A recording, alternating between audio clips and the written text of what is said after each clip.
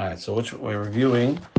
We're reviewing Mikeitz Tet, right? We're doing Siman Tet, Drush Tet. The pasuk says, "V'ta'at haaretz b'sheva shenei hasava lik matzim." Right? It says that on the 7 years of plentifulness, right, we should save kematzim as fistfuls.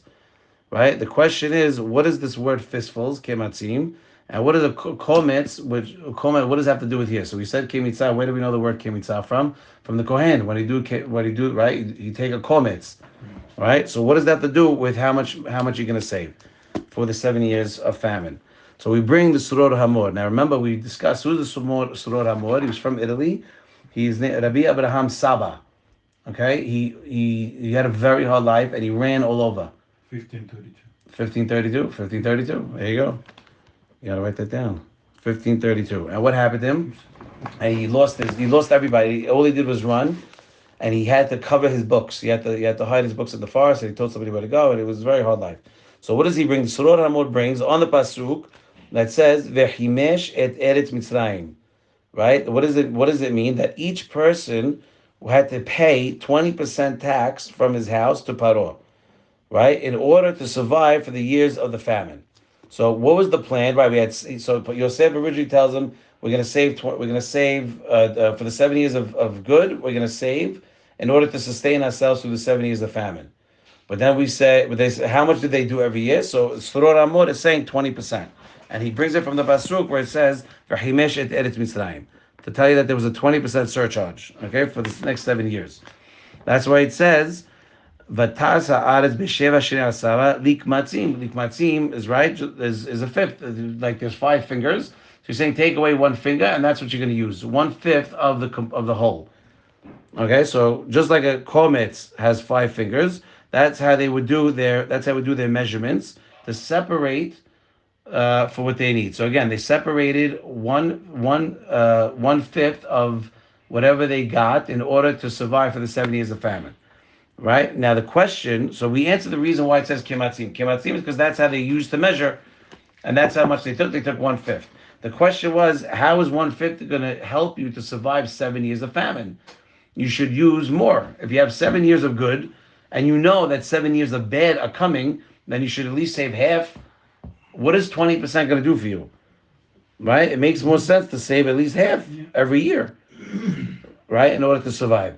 And so we bring, the Zera Shimshon brings a Midrash Rabbati that says on the pasuk, right, it says Somhot, that the years, Somhot, that the years of the famine sprouted. So the question was, why does it say sprouted? Should it said Alu, right? It doesn't say, oh Lord, like they came on, they rose. It says Somhot, to hint to you that the years of the famine, they sprouted, but they didn't actually develop. Right, that's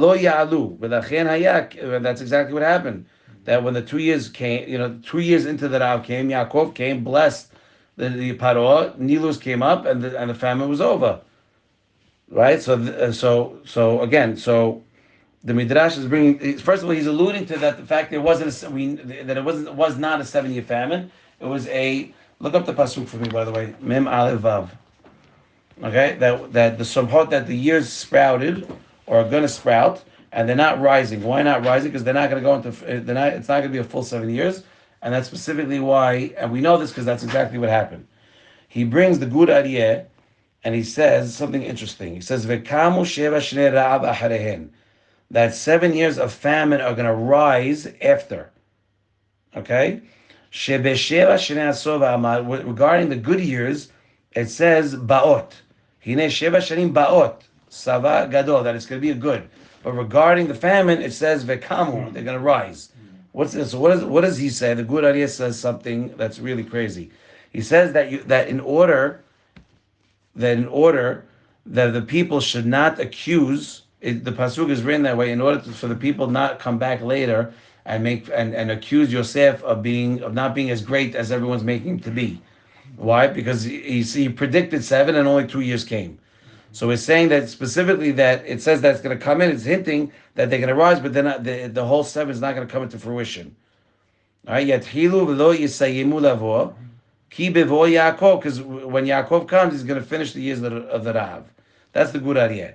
Now the Zera Shimshon is saying Now you take that concept of the Gud Aryeh, that he's laying the fact that it's not going to be, the pasuk is hinting to you that the 7 years are not going to be complete famine, because in order the goyim, the world or Mitzrayim will not bring laws out to Paro to say to Yosef to say he's not so great. That's why it says vekamu, right? They're going to come, they're going to rise, right? But they're not going to be completed. That's the point. Yeah, Ba'ot means they're here. They're here to stay. 7 years. 7 years of Ba'ot. But the 2 years, right? But the famine years of the 7 are really going to be 7. That's why there's a difference between the wording of the pasuk regarding the good years and the bad years. The good years says Ba'ot, and the bad years says Kamu. Now, and again, why Kamu? Because the 7 years are going to be completed, and we know like what happened. Yaakov comes, and that's it. Now the Zera Shimshon says something. V'lachen Yosef, that he knew that he was only going to need the wheat for 2 years. He knew that. But by the way, it makes sense because he's the one that's saying these words. He's saying to Paro, right? V'kamu sheva shnei ra'av acharein. Right, and he said, and he knows what he says. He knows what he's saying. So he knows that it's going to be less. He knows, and Zera Shimshon is saying that Yosef knew that the famine was only going to be for 2 years. Therefore, he only tells them to give a fifth. Why? Because like what it says in the Gemara Kituvot, if when it comes to tzedakah, you don't give more than 20%. Right? Kelal Gadol, we said that a person should not give more than 1/5 of his earnings to tzedakah. Right? So same thing with the people. But Sheva Shnei Asova, for the good years, they should give off 20% from the house, and for 7 years we're storing 20%, and that means that we have 7 years of 1/5, which is 20%. 7 years of 20% that we're going to use for the Rav. So that means if you do the calculation, you have 4/5 for each of the 2 years. And now we have a problem. We have only 7. Right, but what do you mean? The thing was for right. So again, why? So he sounds like Yosef limited how much they're going to give. Why? Because of the cloud that we have. We don't give more than 20%.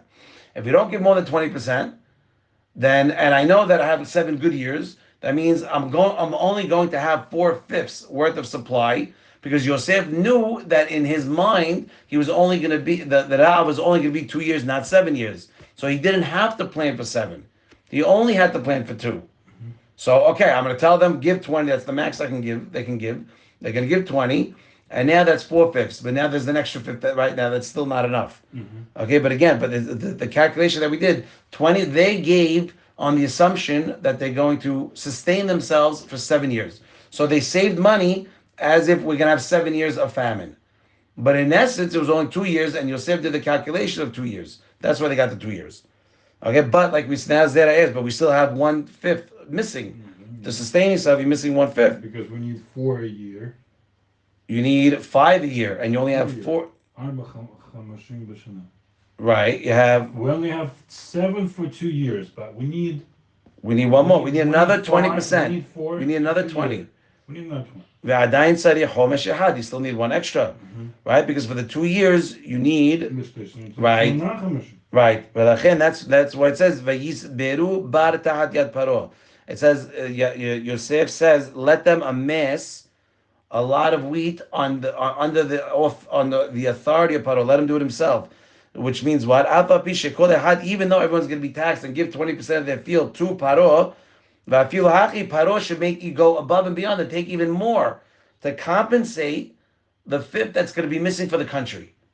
So each individual from their own field is giving 20%, which is fine every year for 7 years. But now but when you do the calculation, you're still missing 1 year.